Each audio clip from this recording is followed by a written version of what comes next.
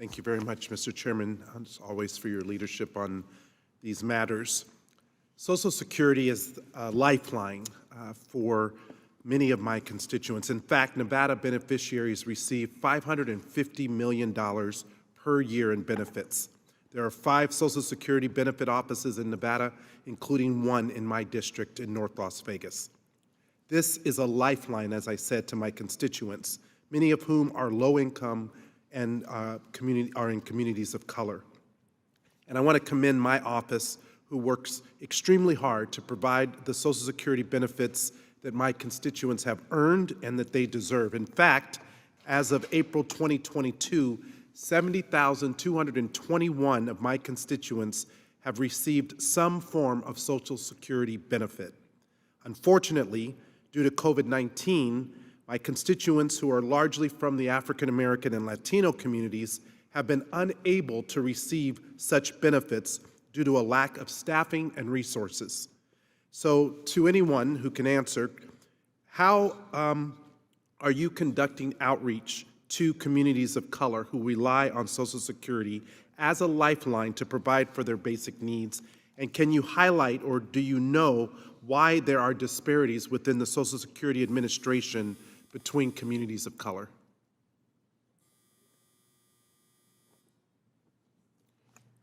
I'm sorry, Congressman, is this addressed to me?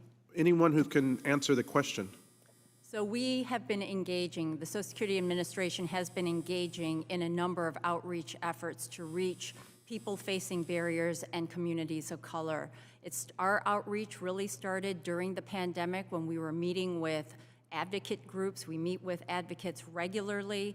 We have done many outreach, undertook outreach initiatives both at the national and the local level, and we have established third-party contacts, established positions in every field office to act as liaisons with local community advocate groups who serve a variety of communities. And we've extended these outreach activities even beyond and continuing into reentry, where we are continuing to work with our advocate groups. We're continuing to do that outreach, and we're really trying to reach the most underserved communities and really educate them about how to access benefits through SSA.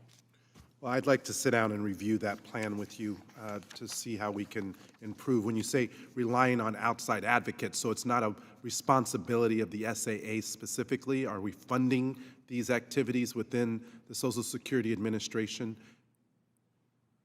Yes, sir, we are. All right. Well, let's look at that and review the budget.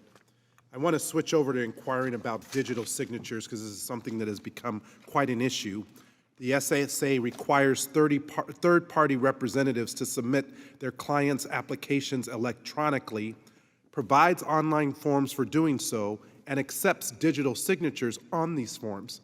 However, I've come to understand that the SSA will not recognize the claimant's digital designation of their representative without a wet signature, obtained by printing and mailing a summary of the claim to the applicant and waiting for its return. It's been mentioned to my office that this typically adds an additional 40 days to the application process for individuals, particularly persons with disabilities. So can the SSA please clarify your policy with respect to individuals that retain a representative to file their disability claims?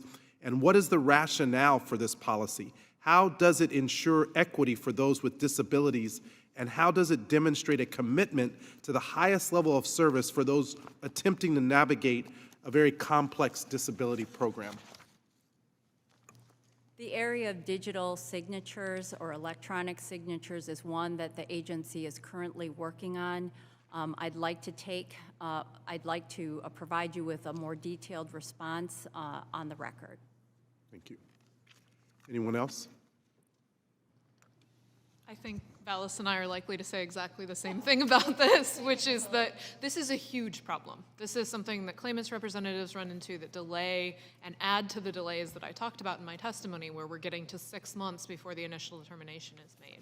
This is a huge problem, and this, the advocate groups that Ms. Kim was speaking about, we've raised this repeatedly as part of those advocate groups, and we understand SSA is working on it, but it needs to be addressed. This is a major problem. Thank you, Mr. Chairman. I don't want us to just talk about it in a hearing. I'd like to see action so my constituents can receive the benefits they're entitled to. Thank you. I yield back.